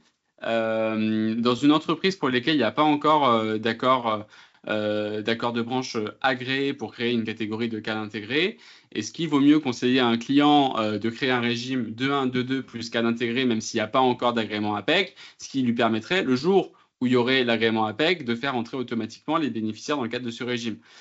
C'est un peu délicat, c'est-à-dire que dans cette situation-là, il va donc y avoir une période pendant laquelle les cadres intégrés qui ne sont pas encore, puisqu'il n'y a pas d'accord de branche, ne bénéficient pas du régime des cadres et rentreraient le jour de l'agrément. Bon. Ça peut paraître un peu complexe et puis surtout en termes de suivi, créer ce qui déclencherait, tout dépend probablement de la situation entre il y a un accord qui est conclu, on sait qu'il a été déposé à l'APEC, on sait on s'inquiète de savoir si au 31 décembre il aura été ou pas agréé, que là les entreprises anticipent et parce qu'on est à quelques semaines, peut-être grand max à quelques mois, on peut imaginer que le début de l'année 2025 pour des accords conclus en 2024 mais agréés en 2025, une entreprise qui se serait un petit peu emballée et qui aurait un peu anticipé l'arrivée de l'agrément APEC, ça, ok, à la rigueur. C'est un arbitrage de risque. Mais si on est vraiment dans une branche où on n'a aucune idée de la question de savoir si notre branche s'intéresse ou pas à ce sujet et à l'intention ou non de conclure un accord agréé par l'APEC, c'est quand même, à mon sens, aller un peu loin que d'englober cette catégorie-là dans la DUE. Ça peut créer d'ailleurs une incompréhension de dire pourquoi vous avez prévu ces gens-là alors qu'ils n'existent pas et que dans la réalité de votre entreprise, il n'y a personne derrière. On a une petite question sur le caractère collectif. C'est vrai que même si ce sont des règles anciennes, c'est des questions qui reviennent très souvent, qui sont finalement encore d'actualité. En cas d'utilisation du critère 3, donc celui fondé sur les classifications professionnelles de branche. Est-ce qu'on peut avoir une catégorie de bénéficiaires, par exemple, est-ce que 2 catégories de bénéficiaires, donc on nous dit en l'occurrence cadre et agent de maîtrise, peuvent-ils bénéficier du même régime? Oui, on fait ce qu'on veut. On peut avoir, en réalité, là, vous aurez donc 2 catégories de bénéficiaires, cadre et agent de maîtrise d'un côté et les autres, donc certainement ouvriers, employés. Et employés. Oui, voilà.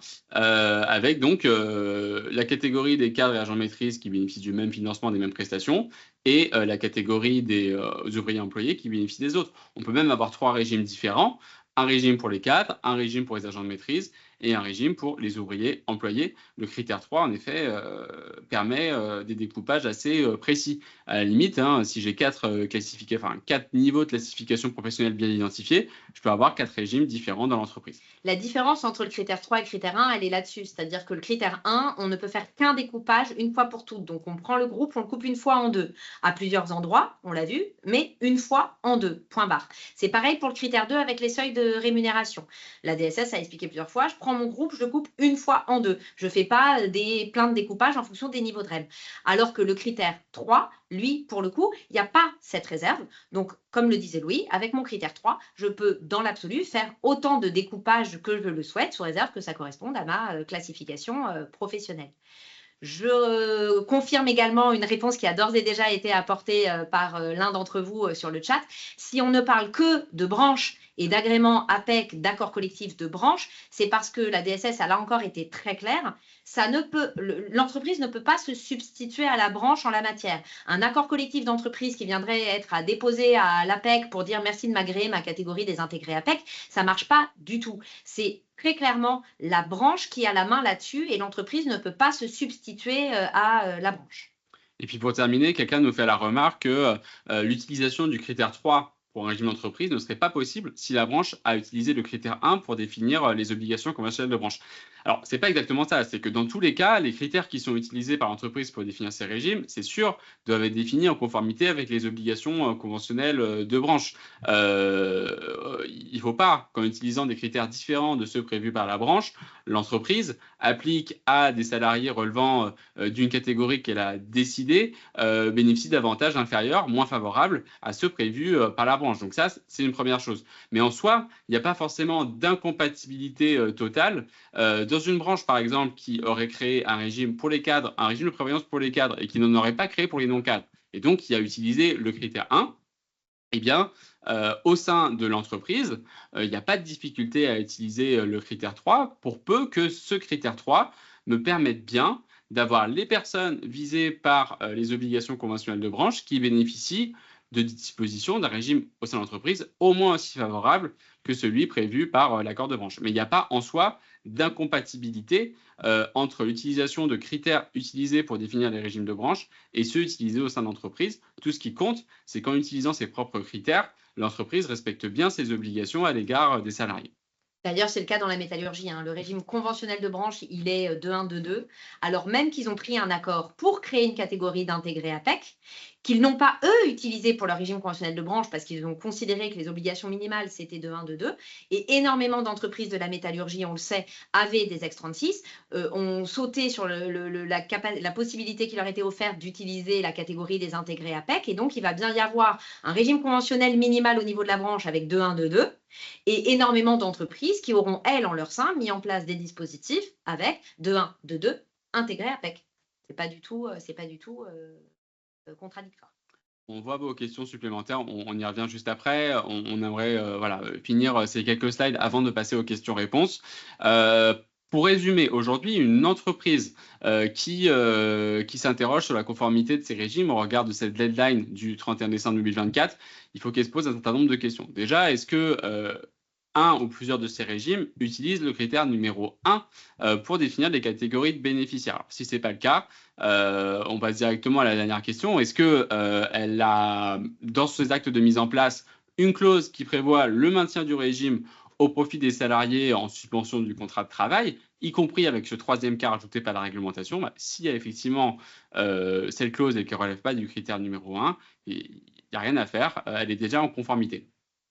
Pour les entreprises qui relèvent du critère numéro 1, là encore, il n'y a pas forcément toujours systématiquement des modifications à réaliser. Une entreprise qui viserait les cadres ou les non-cadres, on l'a vu, c'est une appellation qui est toujours valable pour peu que, en pratique, cadre correspondait à l'époque aux salariés relevant l'article 4 et correspond aujourd'hui aux salariés relevant l'article 2.1 et non-cadre aux autres salariés. Mais cette formulation, aujourd'hui, elle est toujours possible et donc elle peut être conservée sans obligation de mise en conformité. Une entreprise qui aurait donc un régime fondé sur le critère 1, bénéficiant au cadre, et qui aurait en plus la clause relative aux suspensions du contrat de travail, elle n'a pas de modification à effectuer.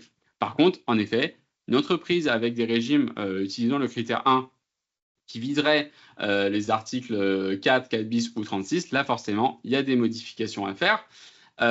Et là, la principale sera très simple pour les entreprises qui n'ont aucun salarié qui relevait de l'article 36. Alors, plus précisément, dans un libellé de catégorie de bénéficiaires qui aurait visé 4 et 4 bis, Il n'y a rien de plus simple que de changer cette formulation, puisqu'on l'a vu, le champ d'application, le champ des bénéficiaires est exactement le même entre 4.4 bis et 2.1, 2.2. Donc, elle, c'est juste une modification quasiment cosmétique.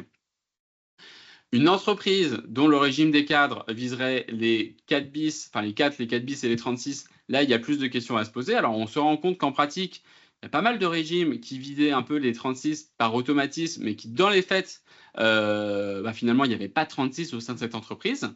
Ou alors, il y en a eu, mais il n'y en a plus. Alors là, c'est très simple aussi pour l'entreprise, puisqu'il n'y aura pas de conséquences pratiques à la mise en conformité de sa catégorie. Elle pourra tout simplement passer à une catégorie salarié relevant de l'article 2.1 et salarié relevant de l'article 2.2.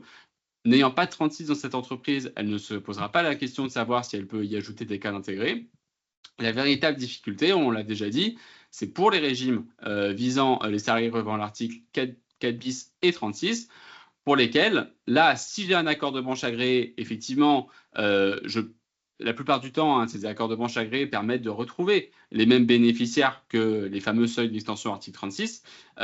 Donc là, la modification peut éventuellement n'être que cosmétique. La difficulté, c'est lorsque je n'ai pas d'accord de branche agréé, pour lesquels la mise en conformité au 31 décembre 2024 va devoir me conduire à soit modifier effectivement mon régime, soit automatiquement à faire sortir les salariés qui relevaient auparavant l'article 36 et donc qui bénéficiaient de ce régime de cadre et qui ne pourront plus en bénéficier au 1er janvier 2025. Donc, les modifications, elles ne sont pas systématiquement obligatoires. C'est quand même du cas par cas. Il y a un bon nombre de situations dans lesquelles la modification est certes obligatoire, mais ne sera que cosmétique. C'est vraiment juste changer des références d'articles, mais sans modification concrète du champ des bénéficiaires.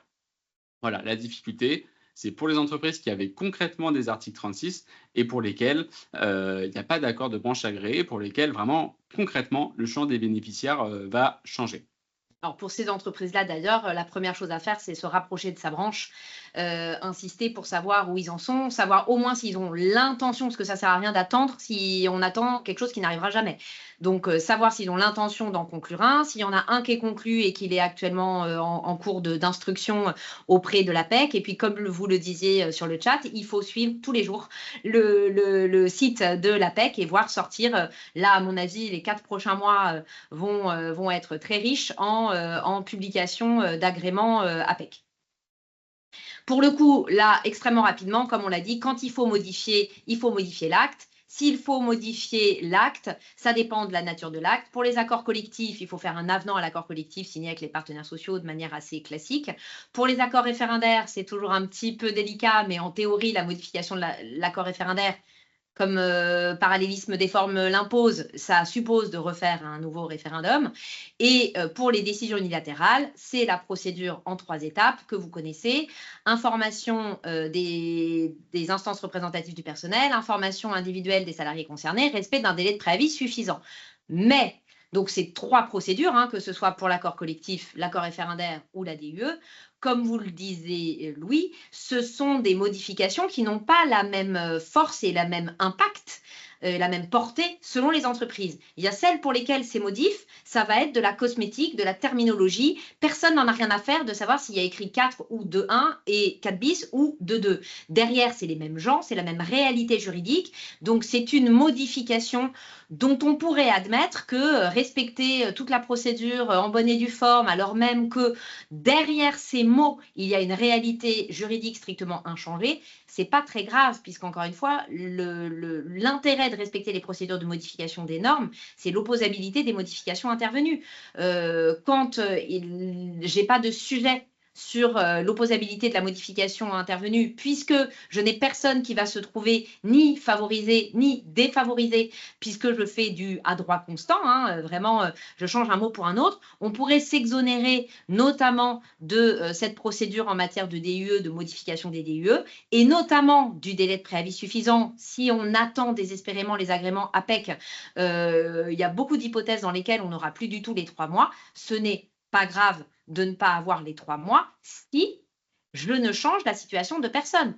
En revanche, si j'ai toute une catégorie 36 qui au 1er janvier 2025, parce que je n'aurai pas eu d'accord de branche agréé par l'APEC, sont déclassés et sont rattaché désormais au régime des non-cadres qui, a priori, est moins bon que celui des cadres dont ils profitaient jusqu'à présent, ça va créer premièrement du mécontentement parce que c'est vécu comme une rétrogradation et les garanties seront, que ce soit en termes de financement patronal ou de niveau des garanties, a priori moins bon que ce que les salariés avaient avant. Là, on ne peut pas s'exonérer de respecter la procédure justifiant qu'on leur rend opposable cette modification. Parce que ça, c'est effectivement un nid à contentieux, d'avoir ensuite un décès de cette personne-là qui va demander une rente éducation beaucoup plus importante et qui, si la DUE n'a pas été écrite comme il se doit en conventionnalisant les garanties ou si la notice d'info n'a pas été régulièrement remise, donc celle du régime des non-cadres, alors que jusqu'à présent, ils avaient toujours eu la notice des cadres,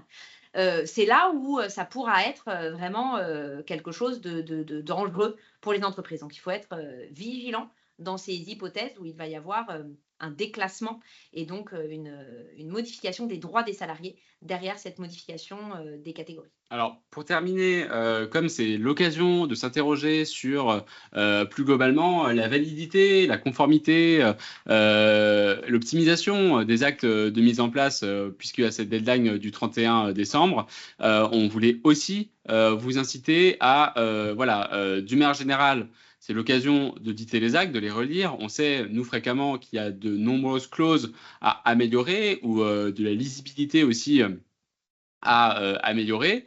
C'est aussi l'occasion pour des entreprises ayant mis en place leur régime par DUE, mais n'ayant pas la preuve de la remise de la DUE à chaque salarié intéressé, eh bien, par cette nouvelle DUE qui aura mis à jour sa catégorie critère 1, qui aura ajouté sa clause relative à la suspension du contrat de travail, eh bien, une bonne fois pour toutes, d'avoir la preuve de la remise de la DUE à l'ensemble des salariés concernés. Puis plus globalement, c'est aussi l'occasion de bien vérifier qu'au sein de l'entreprise, on est carré sur la correspondance entre le statut des salariés, le bénéfice des régimes de PSC et les statuts de 1, de 2, plus globalement cadre au sein de l'entreprise. On découvre fréquemment que l'entreprise, mettons une entreprise qui a un régime de prévoyance réservé aux salariés, revend l'article hier 4 bis, aujourd'hui 2.1 et 2.2, on se rend compte qu'en pratique, les salariés n'ont pas forcément été bien classés. On peut avoir des salariés qui auraient dû bénéficier du régime qui normalement relève de l'article 2.2, mais n'en ont pas profité au sein de l'entreprise puisqu'il y a une mauvaise vérification de leur classification conventionnelle de branche et une mauvaise application en pratique. Et donc, c'est le moment aussi de vérifier qu'on a bien les bonnes personnes au bon endroit. Je rappelle notamment que pour les salariés over l'article 2, c'est tout le sujet du bénéfice de l'obligation personnelle du 1,50 trancha qui peut avoir des conséquences importantes. Il y a une question qui est souvent revenue, c'est le cas particulier des mandataires sociaux. Alors, les mandataires sociaux, on n'a pas l'obligation de leur faire bénéficier de régime de protection sociale complémentaire. Alors, je parle bien sûr de mandataires sociaux qui n'ont pas de contrat de travail, hein, sinon ils ont cette obligation en tant que salariés. Les mandataires sociaux, on peut leur faire bénéficier d'un régime de prévoyance réservé aux cadres, puisque au regard de leur fonction et de leur niveau, ils sont assimilés à des salariés avant l'article 4. Et pas 4 bis, parce que plusieurs d'entre vous, et c'est logique, on les appelle les assimilés. Et donc, on dit depuis tout à l'heure que les 4 bis ou les 2.2, c'est les assimilés cadres. Pour autant, sachez que les mandataires sociaux sont assimilés à des salariés au sens de la Sécu, mais pas du point de vue des définitions qu'on est en train d'évoquer. Ils sont très clairement visés dans l'article 2.1, donc avant dans l'article 4. Ils sont vraiment assimilés à des cadres, mais il relève expressément de la définition de l'article 2.1 et pas 2.2.